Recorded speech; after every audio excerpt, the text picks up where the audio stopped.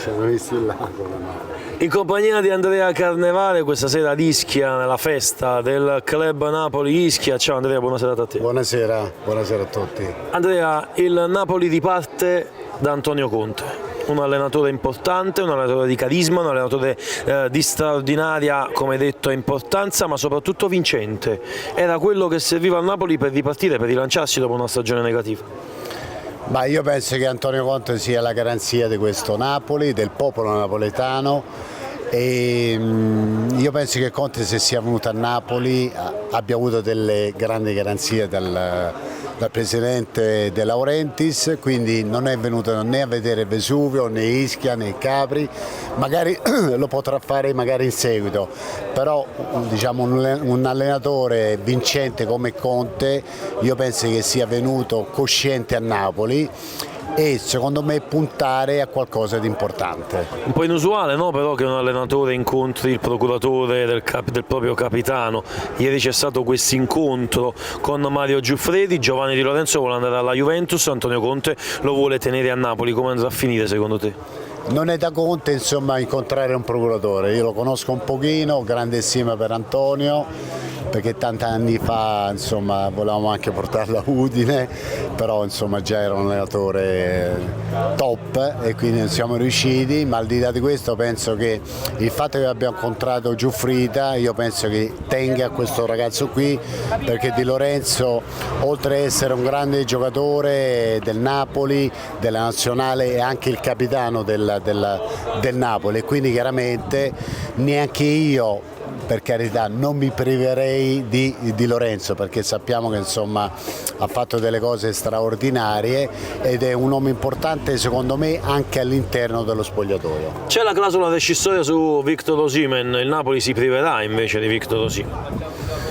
E questo è un punto di domanda anche questo qui, io penso che anche lì Conte farà di tutto per trattenerlo, secondo me, se conosco bene Conte, un giocatore come lui insomma farei fatica a farlo partire, perché è un uomo importante, un attaccante importante, ma io penso che anche Antonio potrà convincere diciamo, l'attaccante per farlo rimanere a Napoli. Svesti un attimo i panni ufficiali che rivesti con l'Udinese. Ti chiedo, nell'eventualità dovessi andare via Victor Osimhen, è Lukaku l'uomo giusto per l'attacco del Napoli? Assolutamente sì, lo prenderei subito. Bisogna vedere come sta le condizioni fisiche, perché insomma non è più un ragazzino, però abbiamo visto insomma nell'ultima parte del campionato alla Roma insomma quando c'era Lukaku insomma la Roma sperava sempre, senza Lukaku chiaramente è un po' più difficile, quindi io penso che sia un attaccante da Napoli, e che attaccante è. Andrea Carnevale in quel Napoli faceva tanti gol e faceva divertire. Un calciatore che potrebbe ricoprire un po' il ruolo di Andrea Carnevale potrebbe essere Federico Chiesa. Ecco, come lo vedi Federico Chiesa nel Napoli?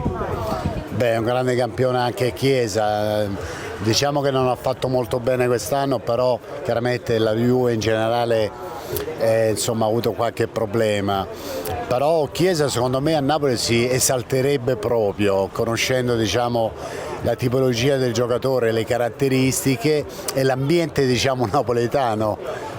Poi io sono sempre uno che dico ai giocatori, se vuoi vincere diciamo, a Napoli, vuoi divertirti, vuoi vincere qualcosa di straordinario, vieni a Napoli. Io lo dico a tutti i giocatori e lo dico anche a Chiesa, se vuoi venire a Napoli per vincere qualcosa è veramente straordinario. E Giuseppe Ambrosino ti piace? Un po' l'Udinese piace. Ma Ambrosini chi parla? Giuseppe Ambrosino, il ragazzo. Non conosco, giuro non conosco chi è Ambrosino, giuro. Chi è? Il ragazzo della primavera del Napoli è andato al Catanzaro, quest'anno ha giocato al Catanzaro. Scusa, centravanti. Non lo conosco, perdonami, mi scuso, non conosco, credimi. E invece per quanto riguarda il Napoli, una curiosità, io poi alla fine ormai è acqua passata, non si sa se poi magari in futuro chissà possa andare in porto oppure no, ma Perez perché poi alla fine non si è fatto più? Non lo so, credimi, proprio non lo so, ripeto, io sono capo scout, non entro mai in quelle dinamiche, diciamo, di uscite o entrate, nel senso che io faccio il mio lavoro, consegno la lista e poi il mio presidente insomma sa tutto. E allora però nell'Udinese già di Andrea Carnevale, nella quale appunto collaboravi già, c'era anche Luciano Spalletti con la sua nazionale, la nazionale italiana, è volato in Germania, giocherà agli europei. Ecco, ricordo di Andrea Carnevale, di quel Luciano Spalletti all'Udinese, cosa può dare a questa Italia e dove può arrivare l'Italia all'europeo? Che se oggi Spalletti, Luciano, allena la nazionale, che quando l'ho visto la prima volta lavorare a Udine ho capito che lui era un predestinato in tutti i sensi, grande lavoratore, un uomo straordinario,